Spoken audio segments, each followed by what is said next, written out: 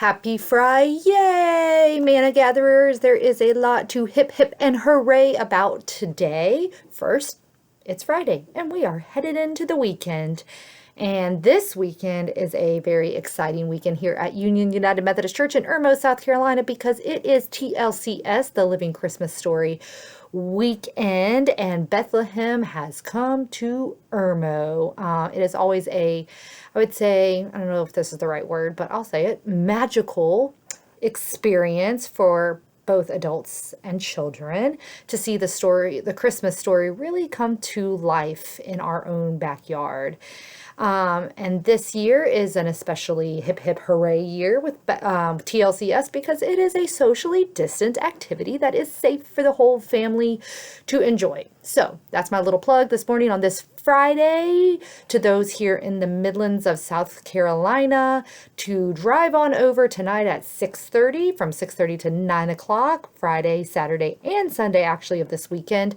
Drive on over to 7582 Woodrow Street in Irmo, South Carolina to enjoy the Living Christmas Story, the Christmas story of Luke 2 really being brought to life. Anyways, that's my plug. So yes, in that TLCS, you will see Mary and Joseph, who we have been journeying with this first week of Advent. You'll see Mary and Joseph with baby Jesus in that picturesque nativity scene that comes to mind this time of year, and you see it everywhere. But I hope when you see them, when you see Mary and Joseph or any depiction of Mary and Joseph, you think of their very strong faith. The strong faith they had to get to Bethlehem to birth Jesus, but also their incredible faith it took to raise Emmanuel, the God with us. So let's hear once again from Mary this morning in verses from Luke 1. Here am I, a servant of the Lord. My soul magnifies the Lord. My spirit rejoices in God, my Savior. His mercy is for those who fear him from generation to generation. He has brought down the powerful from their thrones, and he lifted up the lowly. He has filled the hungry with good things. So I want to take a little backwards look at Wednesday's lesson about letting go of control so that we can humble ourselves as servants of the Lord, as Mary says to us. But also if you read in Matthew 1, you will see Jesus does let's go of control through his quick and responsive action to the angel's appearance. In short, doing this, letting go of our control, reminds us that this story is God's story. God's incarnation is not about you. It's not about you. It's not about me. It's not about us. Christmas is not our birthday. In fact, there is a book that I really love this time of year. I had it around to show you, but it's missing right now. Oh, it's on my desk. Pause. Time out.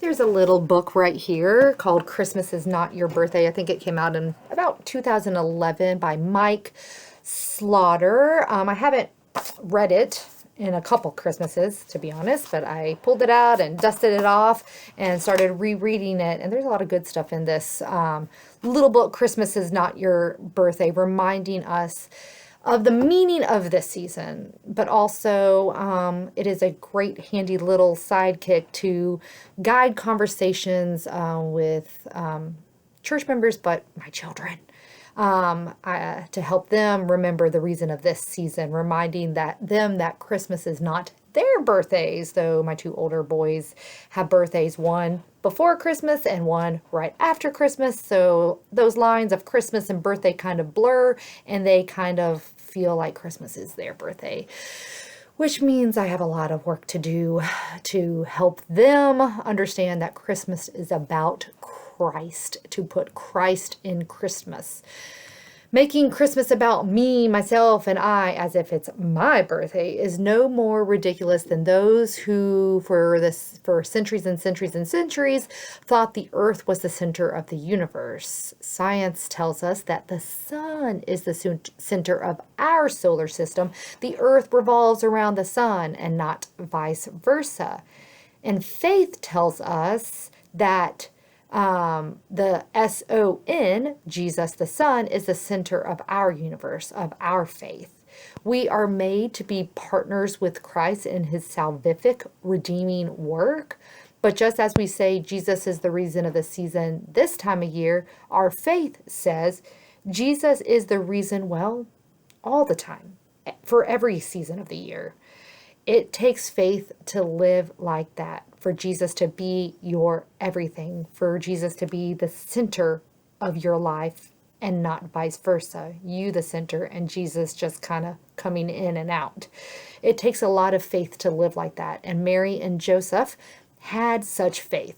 Faith in a God who they made the center of their lives, who they made their absolute everything, which gave them the ability, along with a sense of peace and purpose, to live into their great calling to be parents of the greatest gift this world has ever received.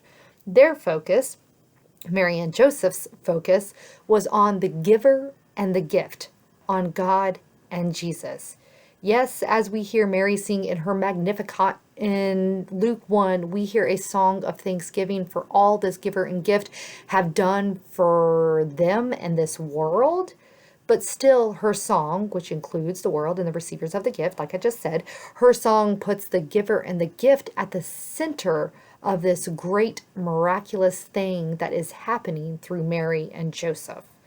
So, as the pull and tug of so many distractions this time of year build up as we get closer and closer and closer to Christmas, to find the perfect present, to decorate the perfect house, to make the perfect meal, those kind of distractions that we can forget what is the reason for this season, as those mount upon us, cling to the faith of Mary and Joseph. A faith that keeps the giver and the gift at the center of all of our celebrations. I will see you tomorrow on Saturday.